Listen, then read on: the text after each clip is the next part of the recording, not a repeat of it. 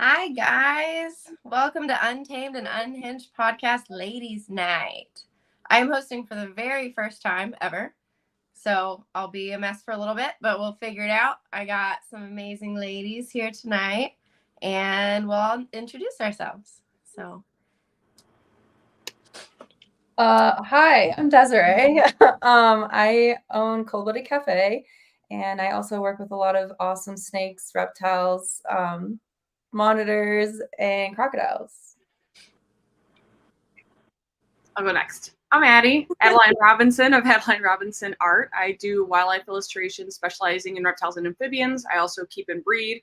I've been in the industry for a while with a bunch of different projects, but primarily focused on artwork now. So you'll sometimes see my artwork at the shows. Hi, I'm Avery of Avery, also known as Skinks Inc. on Instagram.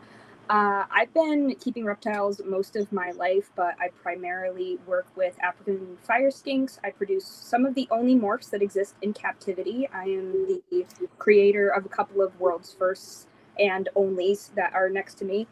And I also have an absurd amount of hognose snakes. Hi, I'm Karisa. I own Auto Exotics. I do ball pythons at the moment, looking to get into stuff like Vietnamese blue beauties. I also breed rats and mice to feed my collection. Oh, yeah. Well, I'm going to reintroduce myself. I'm Miri. I do MSB reptiles, so I work mainly with ball pythons and the Monarch project. I got into it a while ago. Podcasts aren't my normal thing to do, but I thought this would be pretty fun and with these lovely ladies. So I'm going to start out with seeing what got you guys really started in this. Was it the business side? Was it the collective side? What brought you into all this? Let's start with Desiree. Okay. So I always liked frogs and lizards as a kid. I was kind of afraid of snakes growing up. It wasn't until I met my significant other, Forrest. When we were teenagers, he had a giant snake and was very much into snakes. So after being with him for about 10, 15 years, he was able to show me how snakes are not scary and it's okay. And then we always bred our own rodents. And that got to the point where we just had so much rodents. We just were giving it away to friends. And then he was like, you know what, we should just start a rodent company and just start selling these things. So I would say it was like around 2015 when we decided to go with Cold-Blooded Cafe as a name and started a retail website and started breeding on like a mass level. So that's kind of how I got into it, my spouse, and I fully embraced it after he passed away 4 years ago. And I've just kept this going in his honor and for our son, Lars, who just turned 5. So yeah, I've become just this businesswoman, and it kind of happened pretty quick. And it's hard to even look at sometimes. Just like, wow, how did I get here? But I'm not afraid of snakes anymore. So that's a win for me. And it's great to be able to educate other people and let them know that these things are not out to kill you. So you're a badass, Des.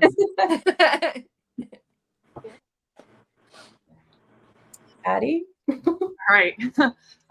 So I am very fortunate in that I grew up in a animal friendly household. So growing up, my parents told me stories of like the retic they had before I was born. And I grew up with boas and ball pythons at home.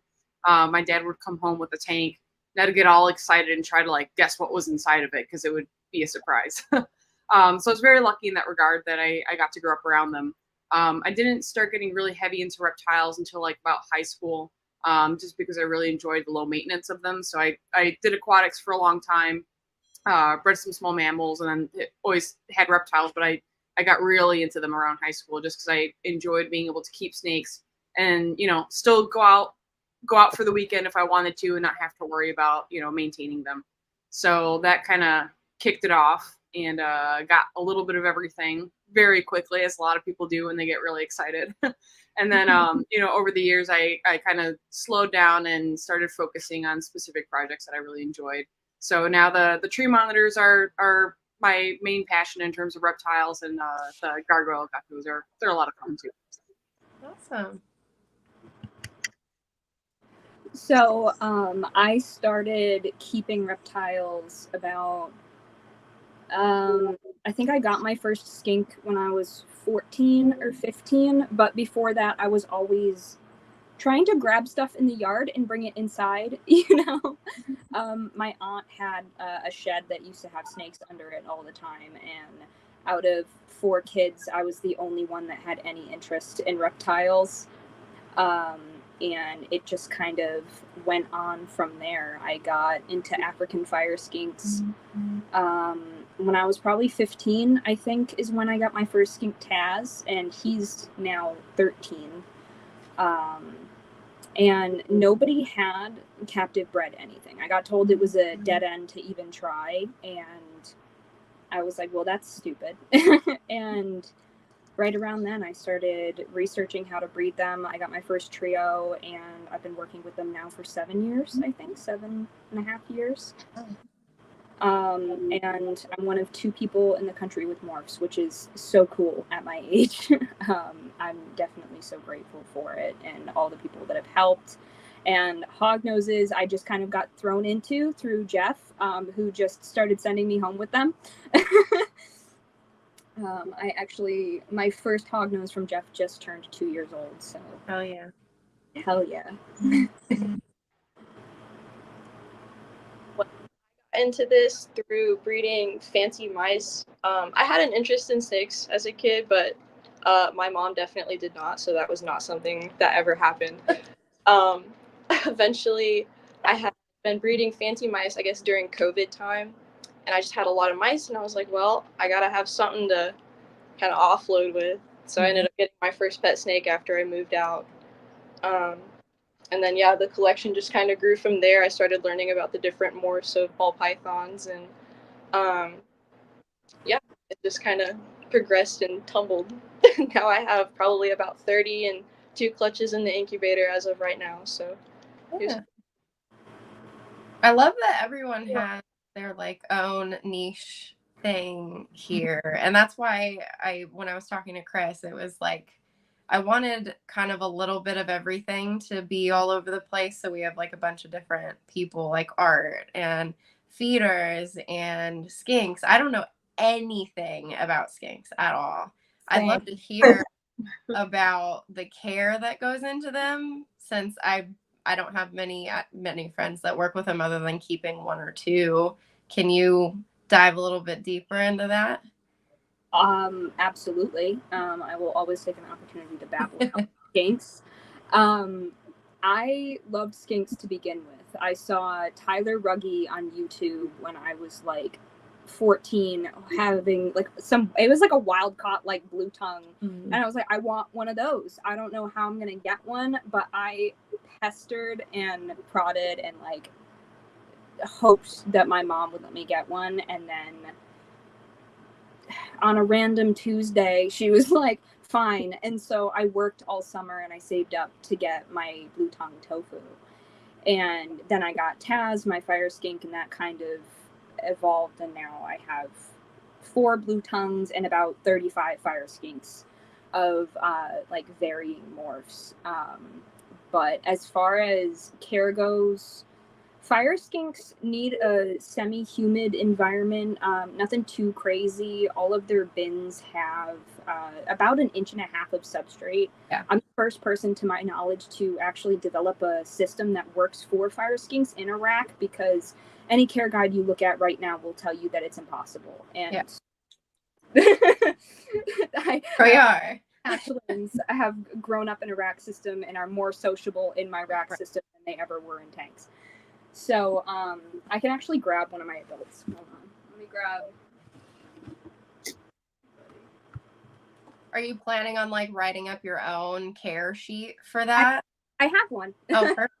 Yeah, I have one. It's taken me about 4 years, but this is Dirge.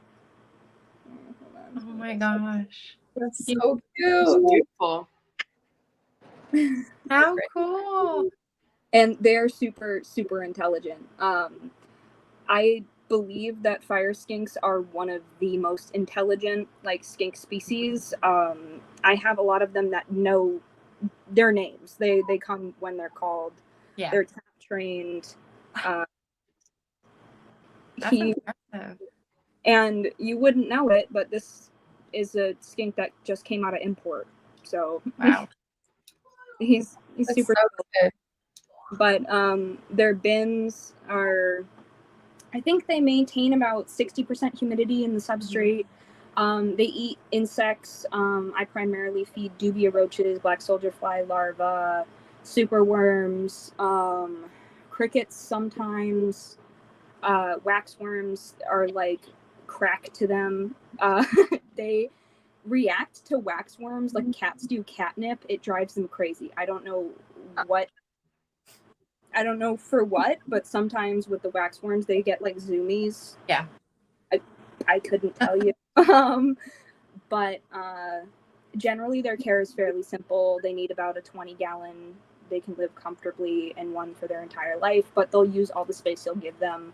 I had one, Taz lived in a 4x3. He lived in a 4-foot by 3-foot enclosure for a while, and he loved it. So for as simple as their care is and how like social they are and how colorful they are, you'd think they'd be way more popular, but they've kind of just flown under the radar as a species. Yeah.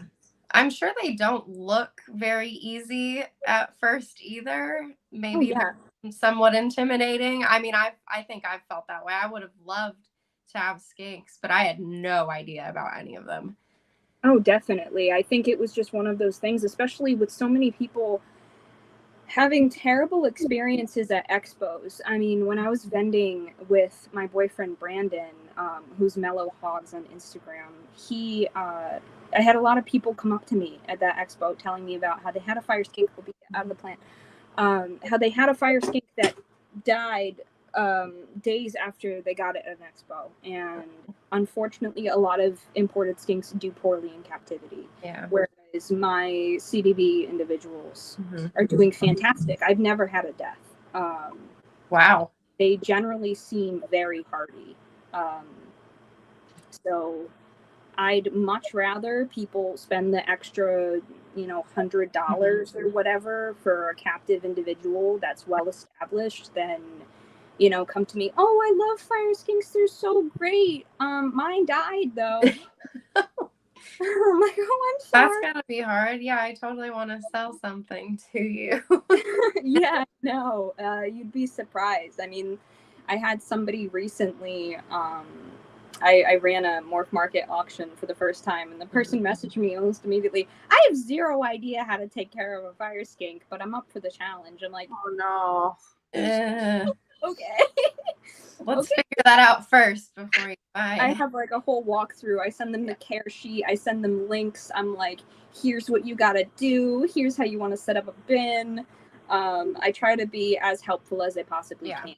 And I always encourage people to reach out to me if they ever have questions. I'm never afraid to answer questions, because if it means the difference between them spending unnecessary amounts of money at a vet for like a simple issue, then I'll take it, Yeah. How's the market for that stuff? And that's probably going to be a question for everybody else, how the market is going on their side, because I've been thinking about that a lot lately, because it seems like everything's kind of all over the place. Oddly enough, I haven't had a skink stay on Morph Market longer than a week and a half. Wow. The longest I've had one of my babies on Morph Market was probably like 14 days. Like, it was not And consistent, I get that question a lot, was, oh, but you know, do you have a hard time selling them? Not really. Even I produced some of the first aneries in captivity. I created the prism fire skink. It's a patternless anery. They're very iridescent for whatever reason. And when I posted hats, like anery hats, they were $450 or $500 depending on if they were like extreme reds or not, and those went like that. I had clutches sell out within a day where people wanted to put reserves on them and stuff. So I know that there's a market for them, and I know that there's an interest in them, especially since Tiki's Geckos did a video on fire skinks that went explosively viral on TikTok. And a lot of people were like, what is that? And how do I get one? And he's like, nobody breeds these. And I was like, I do. I do. Thanks for the unknown plug. Exactly, right? And I actually, a couple of my customers were tagging me in the comment section. That's how I found the video. Good for you. Hell yeah. So it was super nice. Also, you've got Dirge just hanging out, just watching the podcast. What about you, Karisa? How is the market for your stuff? Who? Sorry, I was not. Karisa, you. Yeah, no, ball pythons. It's all mine. Right now. Morph market auctions. I think there's been at least like a moderate improvement in the market, just because stuff's like able to move a little bit easier, but it's still pretty saturated right now, I think. I agree. Yeah. I mean, I have 2 ball pythons purely from just like dump, like rescue situations. Yeah. Yeah, there's too many. Karisa, what do you work and specialize in for the most part? So ball pythons. When I got into it, I was also kind of just like, oh my god, snakes, and buying what I liked. In the last kind of year and a half or so, I've kind of reduced my collection down to more hypo-focused stuff. I'm going to be doing some lavender albino, and I actually am paying off actively Mandarin. And our Mandarin something het hypo male that I'm hoping to make some visual hypos with, and then plug some Mandarin stuff into those projects. So I'm excited. Good. I like it. That's super cool. Thank you. What about Addie? Currently, I just got the tree monitors set up the way I finally have wanted to in a while. It's been like a long process with a cage deal that it took way too long, but I finally got them all up and running the way I wanted them to. So I'm hoping to be able to pair them this summer again, because it's been a long time since they've been together. And then the Gargs are doing well. Yeah. So there's, winter slowdown, and then I think it's going to start picking up again. But I've been awful. I have so many babies, and actually nobody really knows that I breed them because I never post about it. I never post them up for sale online. So I just kind of hoard them and hoard them. So we've got a lot of them right now. And earlier or this weekend, I was like, man, I should probably like photograph some of them and post them up online. So there's just so many. I'm guilty of the same thing. Yeah, but I mean I don't mind holding on to them either because it's really fun to watch how much they change. They'll look completely different as babies as they do adults, and I don't want to let one go and then regret it. And so I don't mind holding on to them. I really don't. But yeah, I'll probably get my morph market kicking back into gear in the next like month or so. What about the artwork? How's that? It's been a very slow process currently. So we're in the middle of working on our studio, and the floors are actually getting worked on today, which I'm excited about. It's one of the last few steps. So the front of there's like 3 sections of the building. The front area is pretty much finished up. And then the middle and the back areas were both literally just like framed out. So there was no insulation or drywall or anything like that in the back. So it's been quite the process of like getting all the electrical and the plumbing and then the insulation and then, the drywalling and then painting everything and installing lights. And we finally got all the chipped up tile in the back all lifted up. floor is getting polished. It's going to be getting epoxied, so we'll have a nice clean floor that'll be easy, and soon we'll be able to work out of it. So I'm really, really excited for that, because I haven't been able to work on any new pieces for quite some time now. So I've been doing a lot of like digital and client work in the meanwhile, and I'm just itching to get back to painting. Yeah, It's driving me insane. I love seeing all the new stuff come up right away. Oh, I miss seeing it. Yeah, me too. And I miss painting it. It's been way too long, and there's a lot of stuff that I've just wanted to do for years that I kind of put on the back burner. I put a lot of my personal work on the back burner to be able to focus on client work and commissions and what people are looking for. And this is the year that I was like, you know what? I need to just like get these projects done and made and get them out there and see where they go. So yeah, the floors should be getting done in the next couple days, and they got to set for a week. And then I can start getting the studio back and organized. It looks like a tornado went through it right now. Like it's just chaos. So I'm pretty excited. That's exciting. I love it. What about you, Des? How's the market for you? It's steady. It usually stays pretty steady. It's kind of interesting that it goes with breeding. So like we'll just see dips in different size products, like when baby ball pythons are born, pinky rats just can't keep them in stock, fuzzy rats, stuff like that.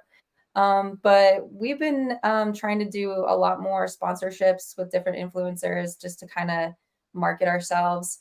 And we're always running sales. Like Chris Foley has done an awesome job helping me keep things going. But yeah, steady sales for rodents. I don't really breed reptiles. I just collect them. I mean, I try to do some stuff. I do have some things I'm gonna put up for sale just to kind of like hone in on more things I want to focus on. But a lot of the stuff I am breeding is not of size yet. So, but rats and mice breed every 30 days. So that's always coming out. Always going. It's always going. I don't work directly with rodents anymore, thankfully. So I try to focus more on rodent or on reptile stuff. Well, first I'm allergic to them. I always have been. So I never really did the live production because I just can't breathe in my barn. When we have our exhaust fans on in the summer, I can walk through there and like talk to people and it's okay. But like in the winter months when all that's shut down, I just have a hard time breathing in there. Right. I used to sort rodents. So like when we euthanize them, we'll count them out and bag them and then freeze them. I used to do that, but I'd have to wear a mask and gloves, and like I could only do the mice. For some reason, I'm way more allergic to rats than the mice is. I think it's the oils is what I've been told. And then for a while I was doing shipping. So I've done so much shipping. It's not even funny. Don't miss that. It's great. It's a great workout, you know. Yeah. 50+ pound boxes of frozen stuff with dry ice.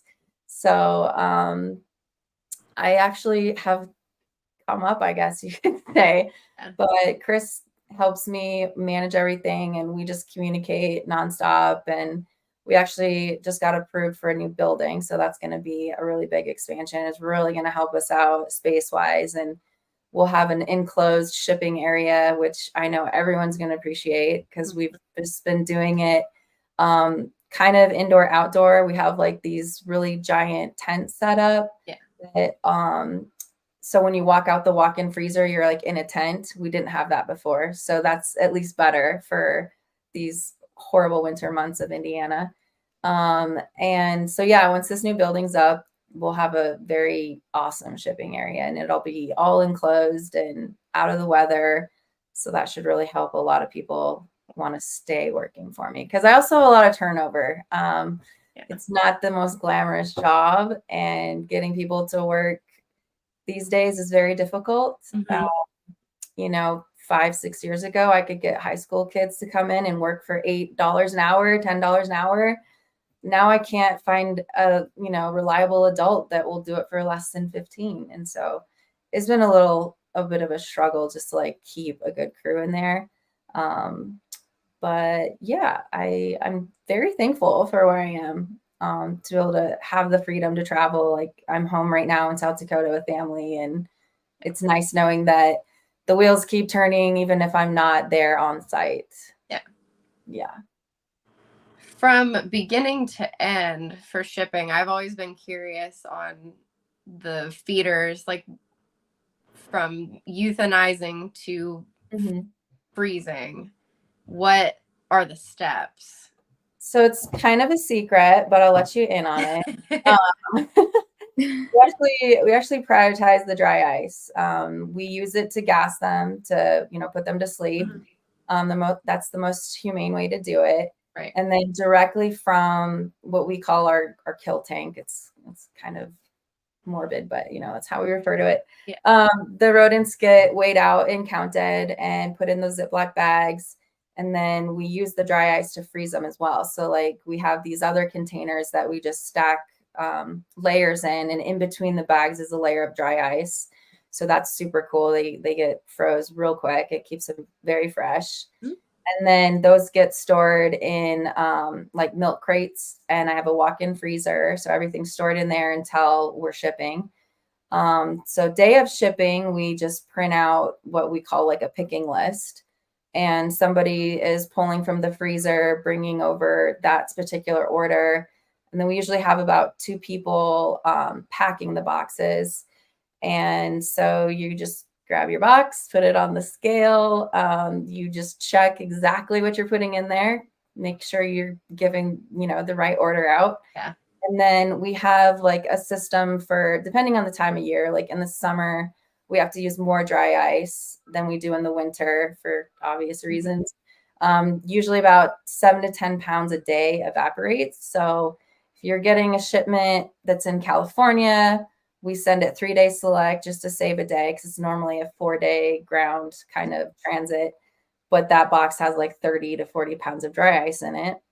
And yeah, so after packaging or packing everything up, then somebody's printing labels alongside of all this. So they're slapping labels on the boxes.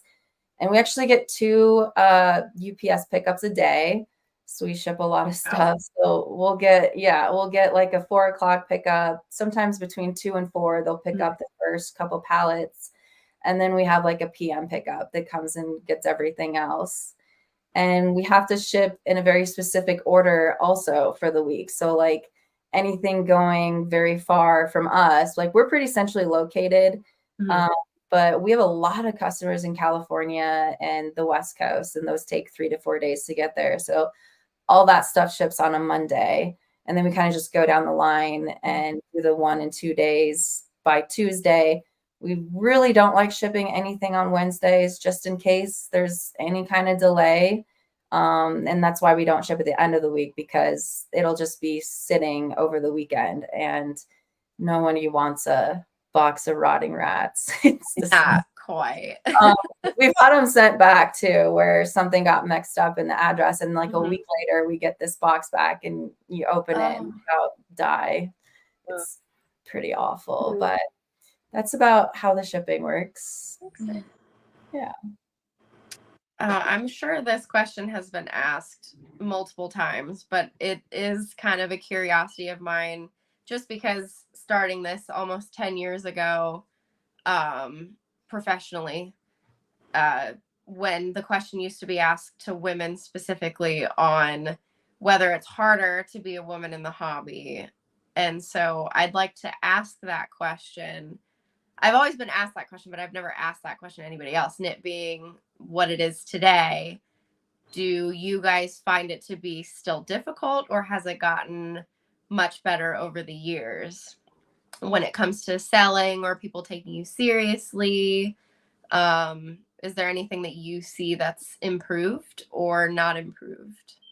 Oh man, I don't know if much has changed. I mean, personally, I know I get more sales through Skinks Inc. not having my face. Like, I've had people I have I guess business partner of sorts. We work very closely together because my good friend Richard Valdez also produces Fire Skinks, and he works with some of the same morphs that I do. So I've had people ask me questions and then realize they're talking to me, and then immediately go buy something from him. Oh, Wow. which it's happened a lot, unfortunately, especially due to my age. I am pretty young. I mean, I'm 21, so a lot of that's a part of it too. I think people find out that I'm 21 and are just like, she knows nothing, and just dip. Yeah. So nothing has improved, do you think? Or well, do you I think that anything could help it? I think it's gotten a little bit better as time has gone on, because a lot more women have entered the hobby that haven't entered it before. I mean, we've entered an age where more and more people have apartments, they can't have cats and dogs. And so more people are getting into hognoses, ball pythons. I mean, just any typical reptile that, you know, it's easier to get approval through your landlord for a lizard than it is a cat or dog most often. So I think things have improved as there's been definitely more women in the hobby, but there is still that kind of mindset where it is a fairly male dominated industry. There is a lot of I'd say there is still some misogyny in the hobby, especially like with older male keepers being like, that girl doesn't know anything and I'm not even gonna bother. I mean, I've gotten shooed away from tables at expos for asking too many questions. So, Oh my gosh. yeah, it happened recently. I was literally asking about like certain things. He was like, yeah, you know, and he just turned around and he started talking to some guy that was then asking the same questions. And I was like, all right, dude, okay. That's disappointing. Oh man, yeah. But I don't know if any of you have had similar experiences. I mean, I started bothering breeders when I was pretty young. I mean, I was calling out reptiles while I was in between classes in high school. So I definitely have had my share of interactions with, I think, that demographic. I've always got it with vending, where I've had like my partner there to vend with me, and they've always been the one to be spoken to most of the time. And so I kind of just let that happen and took the advantage and just walked around instead and played. No, Brandon can attest. There are people that have looked at me and gone, oh, that's cool, you breed fire skinks. Turn to him. Right. So what's their care like? And I'm like, hello? I'm right here. Yep. And he's like, I don't know, ask her. I breed hognoses, you know. That's a good partner. Definitely, yeah.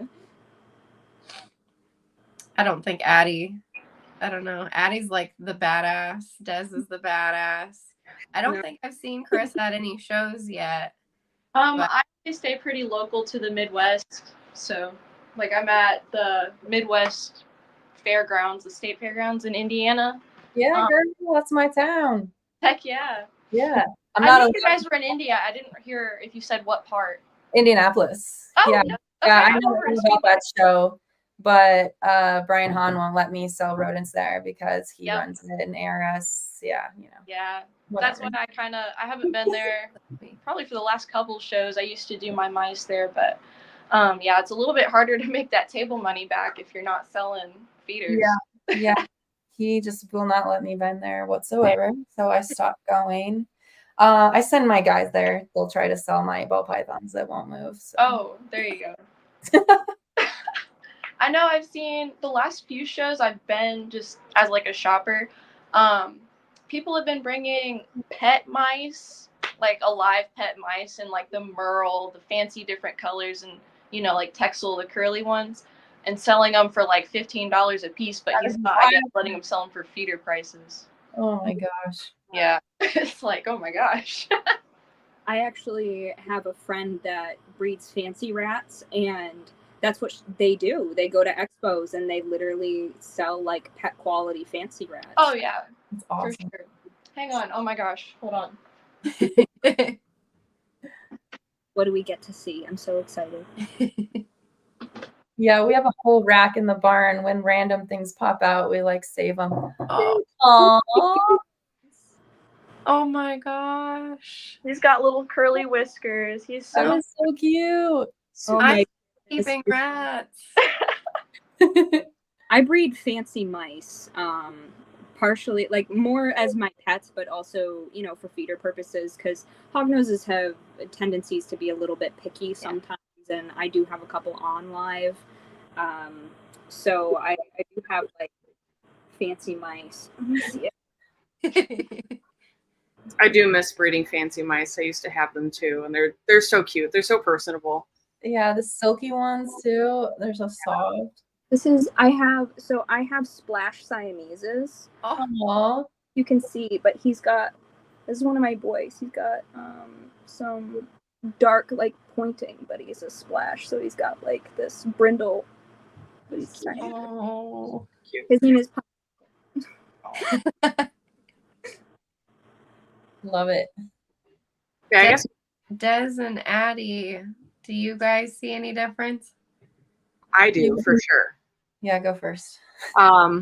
So I probably first got into, I would say, the hobby as a community around like 2011 or so. Mm-hmm. So there weren't the Facebook groups that there were now. There wasn't the online presence for sure. It was going to shows and meeting people that way, and then meeting people at the pet stores I worked at. So that was my primary experience getting into it. Forums, you know, back in the olden days. Yeah. When I first started out, I did notice there was a huge difference in how people would approach me versus my coworkers or my partners. You know, I'd be breeding Ackies and selling Ackies, meeting up with someone for a sale, and they'd directly go to my partner as opposed to me. And he'd be like, go talk to her. You know, at the pet store, I wasn't entirely sure if it was just the female aspect or the, oh, you work at a pet store, you don't know anything aspect. So that I can't quite tell which was which. But we would get a lot of that. I had one guy come in and he's like, I keep these really, really cool lizards. They're pretty rare. And we're like, oh, neat. Like, what do you keep? He's like, I've got a Bronia. Like, it's a pretty big deal. I'm like, oh, well, you've got 3 tanks of a Bronia over here. And then the guy over there just had his, you know, first litter of a Bronia too. And just the look on his face was just like, oh, God, like, okay. So you'd get, you know, oh, I had a 10-foot, you know, rainbow boa. Oh, you had a 10-foot rainbow boa. Okay, like let's keep talking about this. Right. So there was always like people like that. The older hobbyists were always, in my experience, very helpful and very friendly. I mean, if you do see some of the really grouchy guys, that's just how they are. But for the most part, the people that I have reached out to and talked to were all very lovely. I think once people realize how excited you are about stuff, and once you start sharing information or just having a conversation, they realize that, oh, you're serious about this. You're actually interested in this. You're not just trying to, you know, toot your own horn or flout some information that you just learned. You're actually having a reasonable discussion. Yeah. In my experience, compared to now, I haven't dealt with anything like that, honestly, in years. The questions I get now, since I'm vending with artwork now, are definitely different. You know, a lot of people don't always necessarily think before they ask certain things. There was a weird one recently, wasn't there?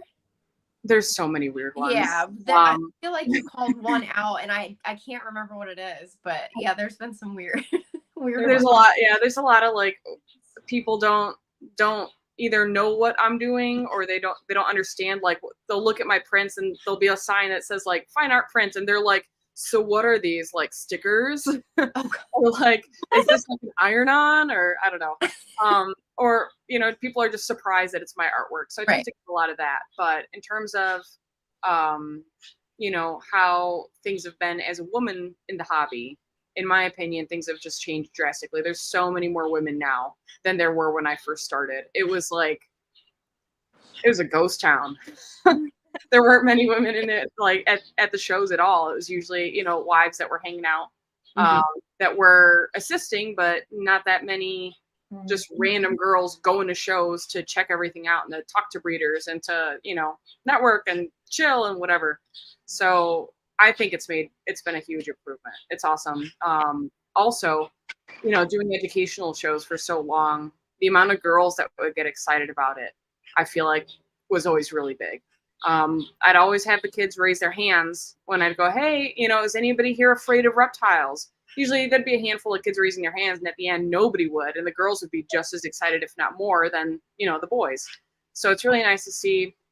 I think in general, just our culture has shifted towards wanting to encourage kids in general, boys or girls, to learn more about nature and to be less, I guess, in a box or segregated or treated differently. Yeah. So it's really nice seeing that. I'm seeing little girls with hognose snakes at expos and beardies and a little bit of everything. And it's just really nice to be able to see that. Oh, yeah. I agree. Yeah. Yeah, so when you were talking about the wives being in the background, that was me for a very, very long time. I mean, I was always very supportive, and I felt like I definitely lived in my husband's shadow. People would refer to me as forced wife. Like, nobody would say my name to me. And they'd always just come to the table and be like, well, where's he at? I need to talk to him. I have a question. And I'm like, well, I can help you. I'm here. I know just as much as him. And I literally set this all up while he was out talking to everyone. So I got that for a really long time. And then after he passed, I felt like, I don't know if it was just pity or what, but like, I just got a huge amount of respect from people and guys in general. And I definitely don't deal with that anymore. But I did see it for a very long time, and in other women too. And I agree with everything Addie said about how it's gotten better and come up, and there's more women doing this. And I mean, honestly, if you look at history, women were keeping snakes before men. It's just proven. Snakes, spiders, all of that was a very much women's thing at home with the kids, and the dads are out working. And then one day a guy was like, look, I can make money selling snakes. And then they just jump in here all gung ho, and they're not passionate about it. I think we can all agree there's a ton of that. And you see that in and out, in and out. Oh, I didn't make a buck. I'm out. I'm back in. I'm back out. Every season, there's so many. It for the wrong reason. But women are more passionate about, I feel like we're more passionate, and we have more like a softer touch and more delicate. And it's just like, but now we're doing it as a business too, because it's come up. Girls are starting to realize I don't need a guy to help me do that. And me especially, I've now been single for a year of my life, and the first time in my life, and I'm still doing it. I'm here. And like, I honestly don't have a choice. I have a 5-year-old kid. Like, I have to keep going, but I am very grateful to have the women in this community like come together like this. And thank you, Miri, for thinking of me to bring me on here. And it means a lot to have women backing you up, for sure. Oh, yeah. Yeah. I agree 100%. So what you're saying is women are much better than men. They are. I might even be a lesbian now. I don't know. I feel that. No, but for real, it's been a big change. I've seen it grow, and women get more respect, and I think social media helps a lot too. There's a lot more avenues to be noticed and recognized, and yeah. Oh, yeah. I like that Desiree brought it up. The kind of people would come up to you and like be like, okay, but where's Forrest? Like, I want to, because that's one of the things that I think I've still noticed the most is the wives that are at the booth that are just as interested in like hell yeah, this is my project too, where people are like, yeah, but where's your husband though? I want to talk to him.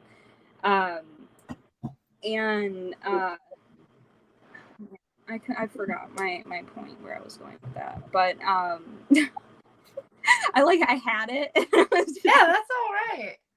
Oh man, yeah, the little girls being interested in things. I have a niece that my sister says she's my carbon copy. She came with us to the most recent expo and was helping us vend, and she was at the table and she was like so excited to talk about the hog noses. It was like it is my favorite thing, and I cannot wait till her next birthday. I want to make sure that she gets her first hog nose. Yeah. But I remember being that little girl that was, the one raising my hand at these There'd be the school field trips to the zoo or to, the science museum where they'd bring out the snakes and who wants to hold one? All the boys would be like, ew! And I'd be like, oh, I want to hold those. And I do notice a lot that there are so many, definitely more than women, there are a lot of men that get into the hobby for monetary gain. They see the price on things, even at I keep bringing up expos, but it is where I see the most, where people are like, so how much can you make with these? And they just disregard care, what the actual animal is. They're just like, oh, you can make $1,000 with this thing? Okay, sign me up. Yeah. And I feel like that's a lot of the conversation that I have too. Like when it's people asking me about the business, it's like, but how much do you make? Yeah, it's not to shit on men, because I mean the point of this podcast isn't to do that. But anyway, for what it's worth, it's interesting to hear what people think of it as. Like once in a great while, I'll get somebody who's like, oh my God, I used to do the same thing. And this is such a great thing to hear of somebody else doing it. But most of the time it is like, well, is that a great job? Like, do you even make any money from it? And it's like, you try to explain that it's not the monetary value, but then they're like, oh. Exactly. Yeah. I mean, most of my food bills, my animals barely pay for themselves. Right. Yeah. It still makes me happy. I got into fire skinks in particular because I wanted to establish a CBB population in captivity, because there wasn't one, and I was like, I'm gonna do it. I'm gonna figure out how to do it. I don't care if I'm, at my mom's house. I mean, I was trying to breed skinks when I was still in high school, and I had people like, that was when amino apps was still a thing. There was this, I don't know if any of you used amino, but there was like a reptiles amino, and I was moderating at like 15. I should not have been moderating. I barely knew what I was talking about at the time. But I still have a care sheet where if you look up like fire skink care, it's my care sheet from 2014. I love that. It's so old. And people are like, this thing doesn't seem like it's been updated. And I'm like, it hasn't, because I log in and change it. Here's a new version. I have a Google Doc that I send out to new people. But I find it's more common now, though, to see people, men, women, kids, more interested in like a particular species and like keeping them because they love them, though. So as time has passed, I have seen less of the people that are wishy-washy and coming in and out based off of just like how much they're making. I see more and more people keeping them as pets, which is really, really nice. Yeah, that's where I'm at.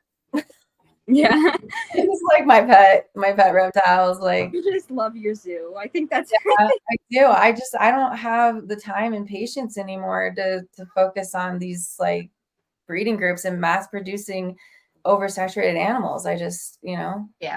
I have some things that are growing up, like some Dunn's pythons, some Sanzinia pythons, my Apodora, like these things, their sexual maturity is not till way later. So I got these things as babies. So like, it's kind of a retirement thing down the road. Like, okay, I'll put this stuff together, but it's not my main bread and butter, I guess you could say. Like, it definitely, I'm so glad that I have the feeder company and can rely on that, because I can't see myself getting a real job. I haven't had I think I was 18 last time I had a real job. Wow. So this is all I've done for that long. And I'm 39 this year. And it's crazy that I live off of rats. Yeah. I still don't get it sometimes. I'm just like, what is my life? And I never open with that, because like I'll meet strangers on a plane or something, and they're like, what do you do? I'm like, I'm a nurse. I just don't want to go down that road. I don't want to, because you can tell what some people are just going to ask you too many questions. Like, you breed rats? What?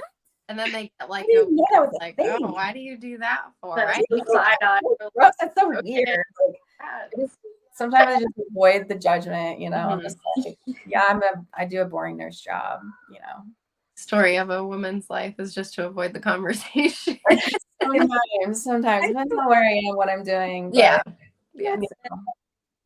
But then when I do tell them, they're just like, oh my God, like, I guess somebody has to do it. And I've never heard of that before. And I'm always just like the black sheep of the conversation.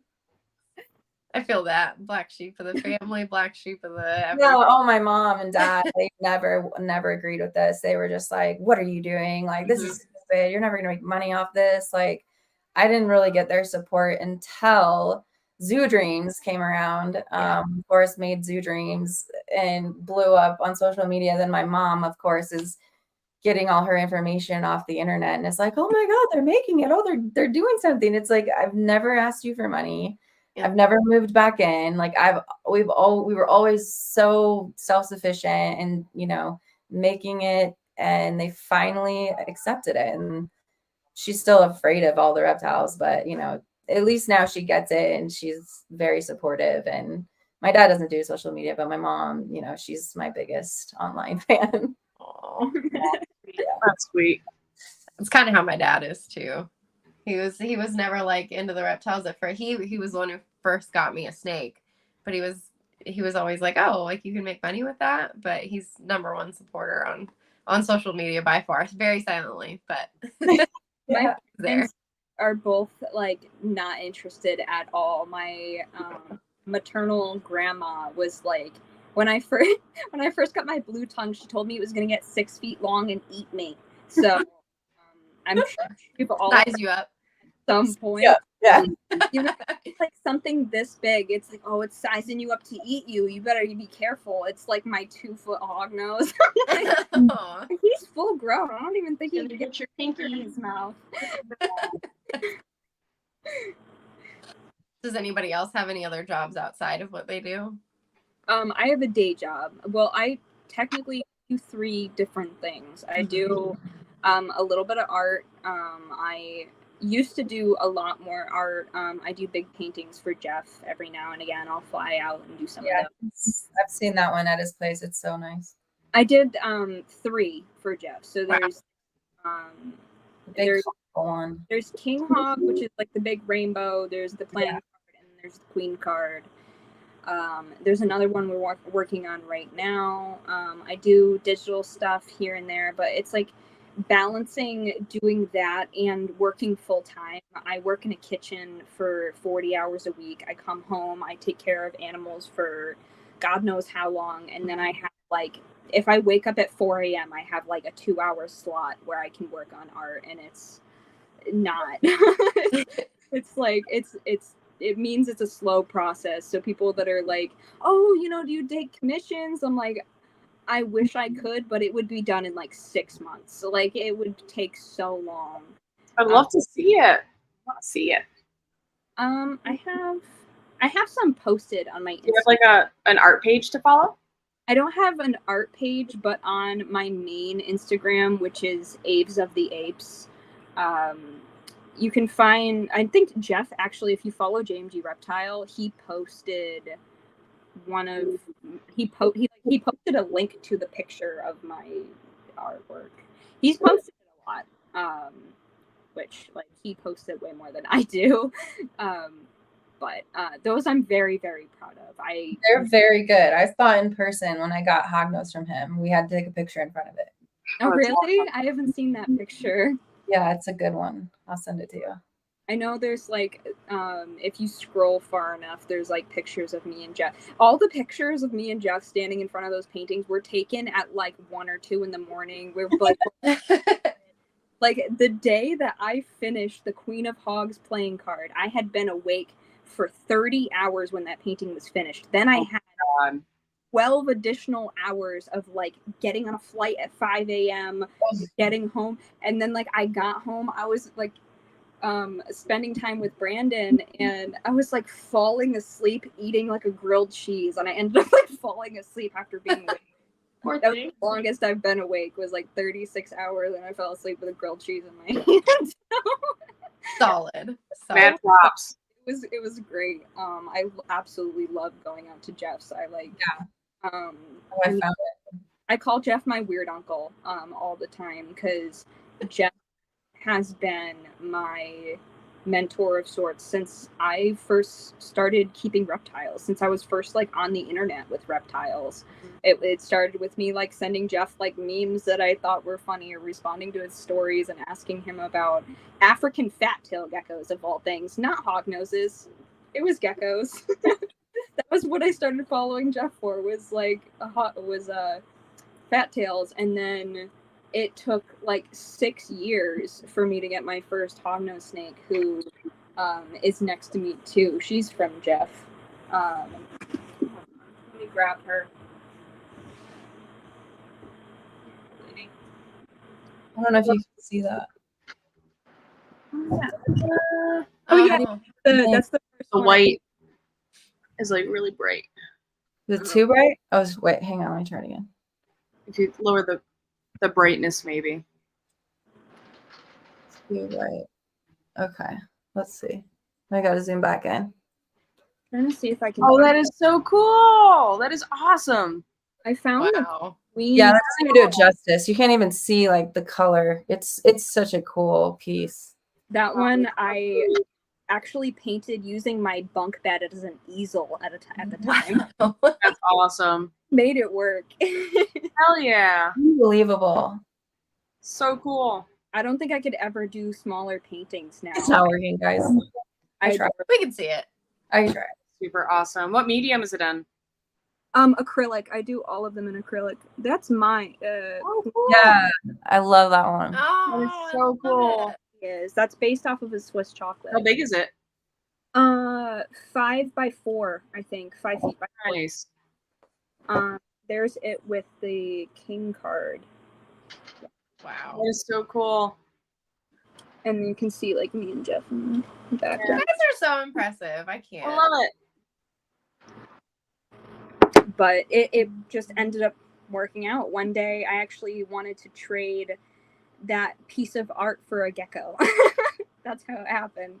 I was like, hey, well, like, could I, like, because I didn't have like the $900 at the time. And I was like, would you be willing to like have me do a commission and like take it off of the gecko? And Jeff begrudgingly was like, yeah, but like I really want like a big painting though. And I was like, could you do like, because to me a big painting was like a 3-foot canvas. And he was like, no, like what's the biggest size that they have?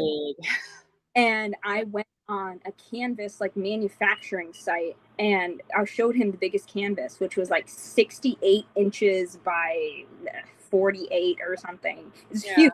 Or 62 by 48 was the size of the canvas. And it took me all of my senior year. I was working on that painting. I slept on the floor next to my bed. I didn't sleep in the bed because the painting was actually leaned up against my bed that had a bunk on top of it. So it had like a little ledge for me. I turned it into an easel. I took all my bedding off, put it on the floor, and that's where I was sitting, like the room, working on this painting for Jeff. And then all I got out of it was a gecko.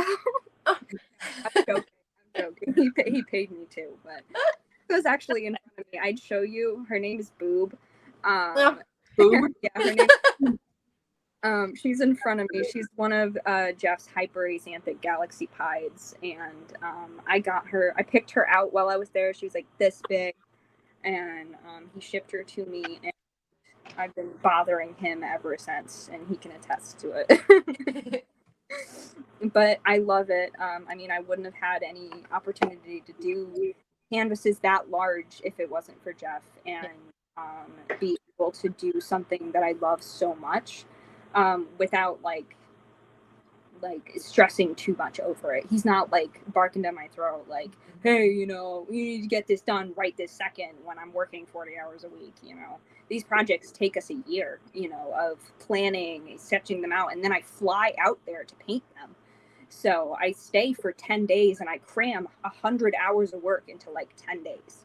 And that's what I did. I like just survived on energy drinks and painted.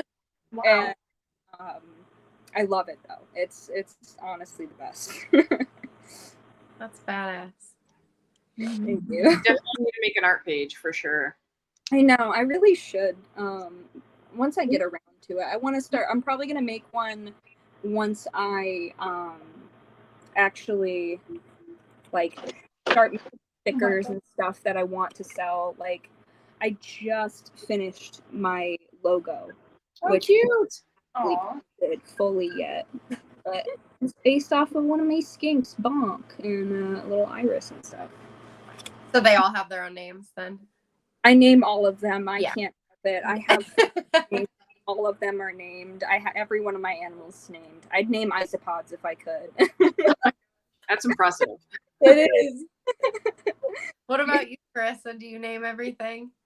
I stopped naming everything after the rats because I got so attached to all the babies, and then they'd be feeding time, and it's like, that's not good. What about the snakes or the The reptiles? snakes, for the most part, get names. I haven't named some of my ball pythons, but like my Mexican black king snake is Onyx, and my Vietnamese blue beauty is Penchus. So. All right, guys, I'm not going to torture you any longer. So I've been asked to end this with at least one positive thing. So anything that you can think that's positive to say before we go. And you can take a second. No hurry. I think I'll start. I'll go with, a lot of the time I've been kind of MIA for a little bit because I've been doing a lot of extra things and life just kind of hits you as it comes. But being able to be on these with you guys and your badassness, it ends up hyping me up like crazy and wanting to go to all the shows again as much as I can. And I just really love that I have such great friends and potential friends for the future because you guys are amazing. And so thank you guys again for being on here and for letting me host my very first podcast partially. Thanks. Yeah, thank you so much for thinking of me and having me here. My positive thing would be just don't give up. Shoot for the highest dreams and don't ever give up. Like, you'll get there. Just work hard. Oh yeah. I definitely want to piggyback off of what Desiree said. I mean, I had a lot of discouragement early on when I was getting into reptiles. I mean, the amount of, not necessarily from people in the hobby, but just from, people around me at the time being discouraging, being like, you can't, that's a ridiculous career path. What are you doing?